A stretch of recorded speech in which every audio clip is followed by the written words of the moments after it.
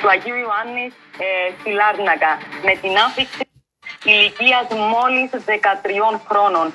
Πρέπει να πούμε ότι το ΤΑΕ Λάρνακας ειδοποιήθηκε γύρω στις 5 το απόγευμα για μαχαιρώματα σε σπίτι στην οδό Αρχιεπισκόπου Κυρίλλου στη συνοικία του Αγίου Ιωάννη στη Λάρνακα. Με την άφηξη της αστυνομίας εντοπίστηκε αιμόφυστο νεκρό ένα κοριτσάκι ηλικίας 9 χρόνων. Το κοριτσάκι διακομίστηκε στο Γενικό Νοσοκομείο Λάρνακας, όπου οι επικαθήκον γιατροί διαπίστωσαν το θάνατό του.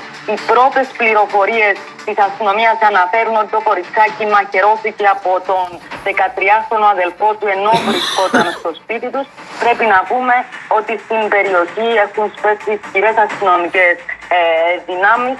Γίνονται εξετάσεις για να διαφανούν οι συνθήκες κάτω από τις οποίες διαπράχθηκε αυτή η πρωτοφανής για τα κυπριακά δεδομένα δολοφονία. Οι πρώτες πληροφορίες, Νατάσα, αναφέρουν ότι το κοριτσάκι βρήκε αιμόφυστο ο πατέρας του. Μάλιστα. Νατάσα. Ευχαριστούμε πάρα πολύ, Νατάσα. Αυτά, κυρίες και κύριοι, μέχρι αυτή την ώρα.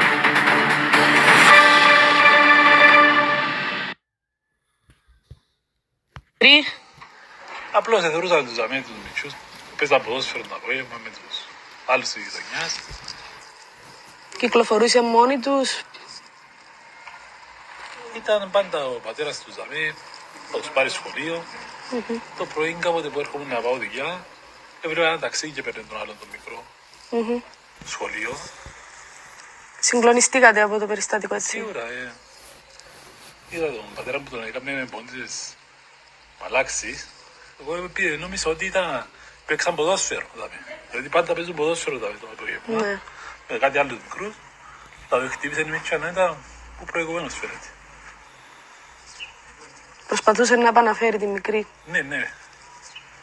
Έλειπε ο πατέρας και ήρθε και τους βρήκε. Δεν ήμουν ακριβώς για τον πατέρα της ήμουν μου σπίτι. Πήγαμε μια μαθηκιά διαδίνα να φρόντουν το αμέ.